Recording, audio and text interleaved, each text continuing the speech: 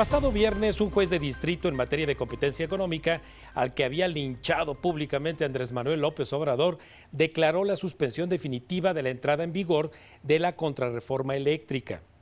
Ante ello, Andrés Manuel López, en la mañanera del viernes, desató toda su furia y acusó a grupos empresariales como Walmart, Bimbo, Oxxo, de generar energía limpia y más barata con tal de recibir subsidios de la Comisión Federal de Electricidad.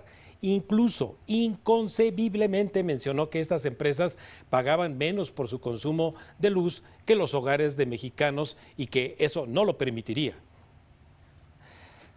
Así que para tener las cuentas claras de por qué las empresas y personas podemos invertir en producir nuestra propia energía, es que consultaremos a una experta en la materia y de quien le comparto una semblanza.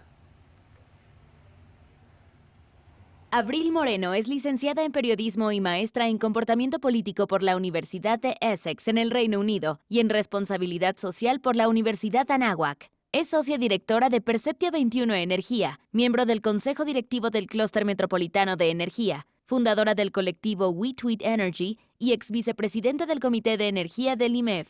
Asimismo, fue asesora de la Dirección General de Pemex. En 2020 fue nombrada una de las 100 líderes del sector energético por la revista Petróleo y Energía. Es columnista de La Lista, edición del periódico The Guardian en México y en el portal Fortuna y Poder de Marco Mares. Muy buenas tardes, maestra Abril Moreno. Te doy la bienvenida a Cuentas Claras. Doctor, qué gusto. Muchísimas gracias a usted por invitarme y a su público que nos escucha en Cuentas Claras el día de hoy. Bueno, mira, pues tremendo reto. Te voy a pasar el balón a tu cancha para que nos expliques, primero, para llevar paso por paso a nuestra audiencia, qué es el proceso de el autoconsumo llamada el autoabastecimiento. Es un modelo, empezamos por eso. ¿Cuál es la definición? El autoabasto es un modelo de generación eléctrica en el cual lo que se hizo fue que las empresas o los grandes consumidores como usted acaba de decir, que son Walmart, Oxxo y otras empresas, podían generar su propia energía en algún punto de la red y consumirlo en otro. Voy a poner un ejemplo. Sí. Quizás, por ejemplo, Oxxo, la central eléctrica de Oxxo, digamos que esté en Durango, pero sabemos que Oxxos hay en muchas partes de la República, entonces necesitan a todas sus centrales, a todos sus Oxxos, hacerles llegar la energía. Y entonces, al generarse en este punto, al conectarse, hacer un intercambio, porque el objetivo básicamente es generar este intercambio en la red, se podía consumir o se puede consumir en varias partes de la República o en donde estén estos socios de negocio o estos centros de carga, que serían los socios. Ese es, a grosso modo, lo que sería el autoabasto. Bien, a ver, entonces fíjate, tal y como nos los pusiste así en Cuentas Claras, yo les quiero compartir que tengo un amigo profesor que en su casa tiene 2 paneles solares en la azotea y está captando energía, obviamente, fotovoltaica, y tiene un medidor llamado bidireccional, en donde él en el día está generando incluso en exceso energía de la que consume. Me dice él que se la entrega a la Comisión Federal de Electricidad, y luego en la noche, cuando Andrés Manuel dice que pues no hay ni sol ni justamente tampoco viento, bueno, pues le tiene que entregar energía eléctrica a la Comisión Federal de Electricidad en compensación a la que él generó en el día. ¿Es así como operan también este autoabasto de empresas, Abril? De alguna forma, vamos a ponerlo. Me gustaría, me gustaría empezar a desmitificar lo que dijo el presidente de la República, porque hay como 3 no verdades en el sentido del autoabasto. El primero es que el presidente dice que no pagan transmisión y que por eso se subsidia, ¿no? Él habla de subsidios, que también que no pagan distribución y que también por eso se subsidia. Y ahorita las vamos explicando. Y que la CFE Generación, pues al respaldarlos, está subsidiando porque le está dando energía a las empresas, a estas empresas que están en esta figura de autoabasto. Entonces vamos a empezar por partes. A ver, transmisión. Sí pagan transmisión. ¿Cómo funcionan los autoabastos? En principio, cuando esta ley, esta esta figura se forma desde 1983 con Carlos Salinas de Gortari, con la Ley de Servicio Público de Energía Eléctrica. Después, Cedillo hace como una reforma y entonces meten más figuras y hay, digamos que hay autoabastos de gas natural que se les llaman ciclos combinados Sí. y empiezan las renovables.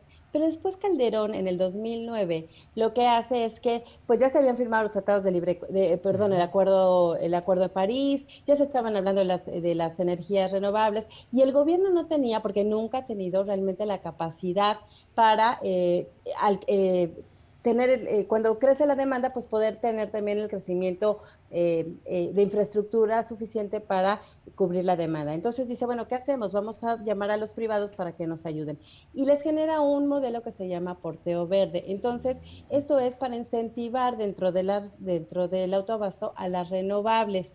Entonces, los que son de ciclo combinado, que son de gas natural, pagan todo, transmisión. La transmisión se divide en tres, en operación, bueno, en la infraestructura, en operación y mantenimiento. Entonces, el ciclo combinado, que es de gas natural, paga absolutamente toda la transmisión. Las renovables, que es las que pelea el presidente, no pagan infraestructura, solamente pagan operación y mantenimiento. Ajá. ¿Por qué? Porque en su momento lo que hicieron es que el presidente o el gobierno en turno les dijo, a ver, yo no tengo el dinero y necesitamos fortalecer la red de transmisión. E incluso se necesitaba específicamente una red que era la que corre de Oaxaca a Yautepec, Morelos. Y entonces se les pagó, ellos tenían que, digamos, cubrir lo que era la construcción de sus aerogeneradores y de sus, pues, de sus permisos de interconexión, más aparte dieron como 120 mil millones de dólares por cada megawatt. Es decir, pagaron muchísimo titipuchal de dinero. Y por eso no se les condona, sino más bien, pues tú ya me pagaste toda esta parte de la infraestructura, pues entonces ya no me pagues por infraestructura, solamente me pagas por operación y por mantenimiento. Entonces, a resumidas cuentas, por transmisión sí pagan los autoabastos. En Claro. materia de distribución, prácticamente ningún generador en México paga distribución, ni siquiera CFE Generación paga distribución. ¿Por qué? Porque quienes pagamos la distribución somos el consumidor final. Voy a poner un ejemplo. Sí. Si yo quiero pedir una torta a un restaurante, pues la pido, hablo, pero quiero que me la traigan a la casa. Entonces necesito llamarle a un servicio de repartidor para que me lo traiga.